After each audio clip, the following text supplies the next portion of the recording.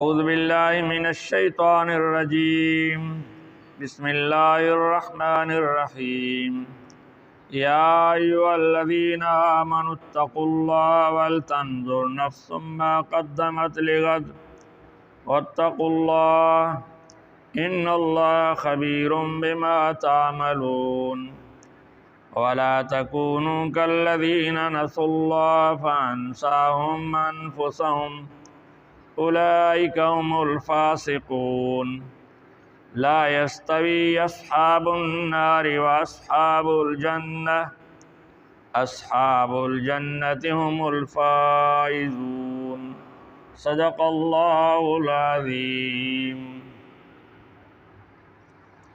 ان آیات میں اللہ رب ذوالجلال نے مومنین کو تقوی کا حکم دیا ہے اور فرمایا ہے کہ تم دیکھو کل کے لیے یعنی قیامت کے لیے تم نے کیا بھیجا ہے۔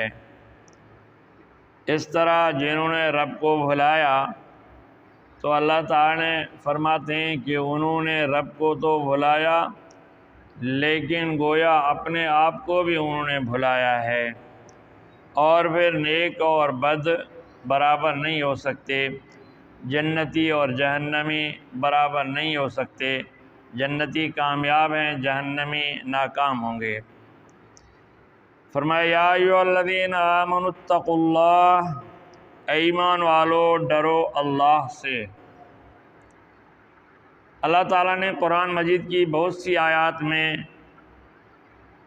لوگوں کو اللہ سے ڈرنے کا حکم دیا ہے۔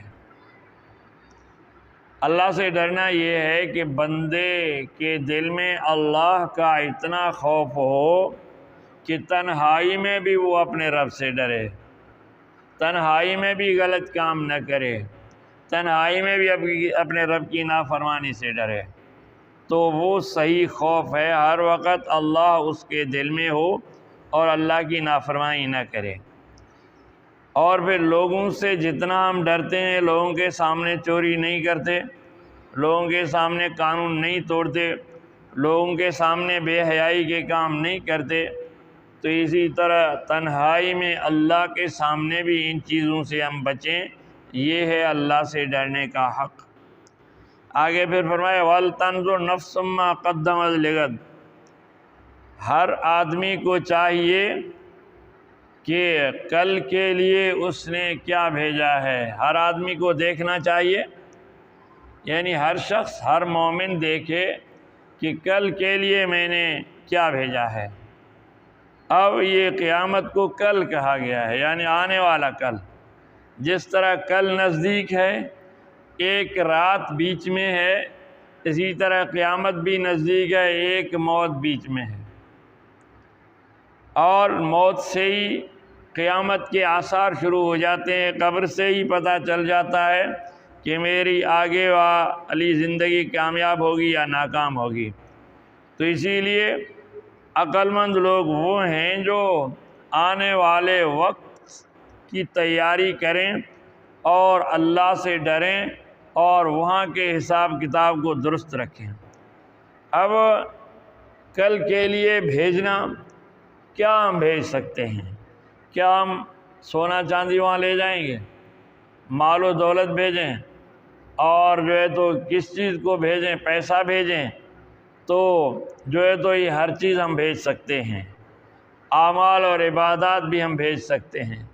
جیسے کہ اگر ہمیں کسی دوسرے ملک جانا ہو، اب ہم اپنے گھر کو نہیں لے جا سکتے، ہم اپنے مال کو نہیں لے جا سکتے، اسی طرح ایسی ملکیت جو اٹھانا مشکل ہو، ٹریول کرنا مشکل ہو، اس کو ہم نہیں اٹھا سکتے، تو اس کو ہم جو ہے تو بینک میں آن لائن کسی اور صورت سے ہنڈی سے بھیجتے ہیں، ان کے پیسے کر کے رقم کر کے بھیجتے ہیں تاکہ وہاں ہمیں کام آ جائے، اور جو ہے تو دوسرے ملکوں کی جو ہے تو کرنسی سے ہم تبدیل کر لیتے ہیں۔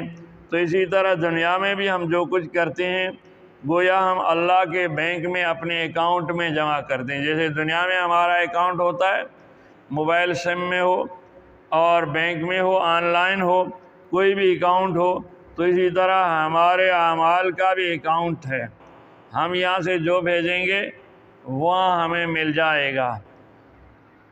اچھائی بھیجیں گے اچھا صلہ ملے گا، برائی بھیجیں گے برا صلہ ملے گا۔ اس کی مثال یوں ہے کہ جو ہے تو کسی غیر ملک میں بندہ کو جانا ہو اور وہاں کے قانون کو توڑے، وہاں جرم کرے، کوئی تیاری نہیں کرے، ویسے پہنچ جائے تو ظاہر ہے اس کے لیے سختیاں ہوتی ہیں۔ تو یہ ایک میں مثال دے رہا ہوں۔ تو اسی طرح ہم اگر قیامت کی تیاری نہیں کریں گے، وہاں گناہ اور جرم کر کے جائیں گے تو ہم کو بھی مجرموں جیسا دیکھا جائے گا۔ تو فرمایا واتقوا اللہ، پھر کہتے ہیں اللہ سے ڈرو، یعنی ایسے کہ جو تم نے مال بھیجا ہے وہ کھوٹا تو نہیں ہے، وہ غلط تو نہیں ہے، وہ جعلی تو نہیں ہے۔ مثلا ہم نے روپے بھیجے ہیں وہ جعلی تو نہیں ہے، ہمیں ڈالر بھیجے ہیں وہ جعلی تو نہیں ہے، ہم نے سونا بھیجا ہے وہ کھوٹا تو نہیں ہے۔ اسی سے ڈرنا چاہیے۔ اعمال بھی ہمارے ایسے ہی ہیں، اگر ہم صحیح طریقے سے اللہ کی رضامندی کے لیے صدقہ نہیں کریں گے، زکوٰۃ نہیں دیں گے، نماز صحیح نہیں پڑھیں گے، تلاوت صحیح نہیں کریں گے، وہاں کھوٹا ہوگا، وہ ہمیں کام نہیں دے گا، وہ ضائع ہو جائے گا۔ تو اللہ فرماتے واتقوا اللہ، اللہ سے ڈرو، ان اللہ خبیر بما تعملون، تم جو کچھ کر رہے ہو اللہ تعالیٰ کو خبر ہے۔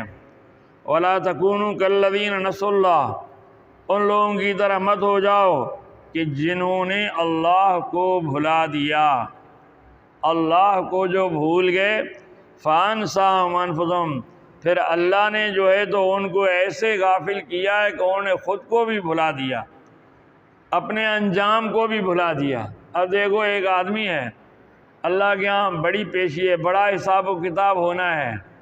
جب انسان اللہ کو بھولتا ہے تو اپنے انجام کو بھی بھول جاتا ہے، اپنی جان کو بھی بھول جاتا ہے۔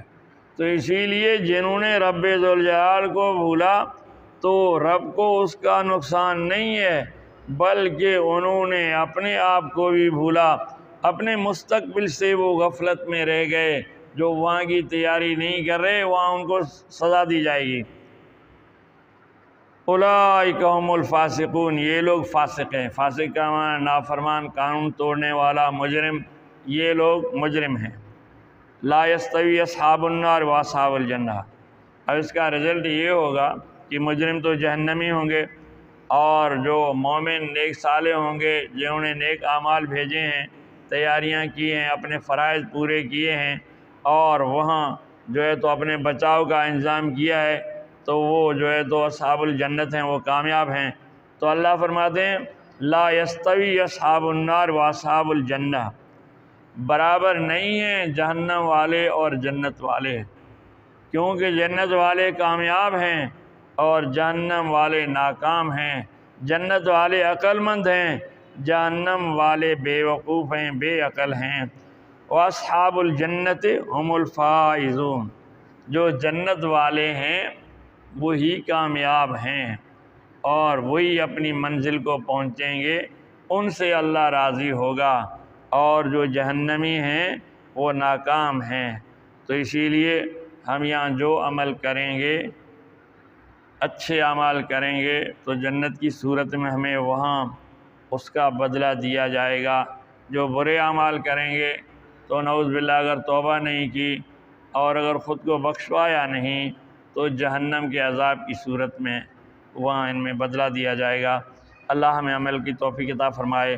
وآخر دعوانا الحمدللہ۔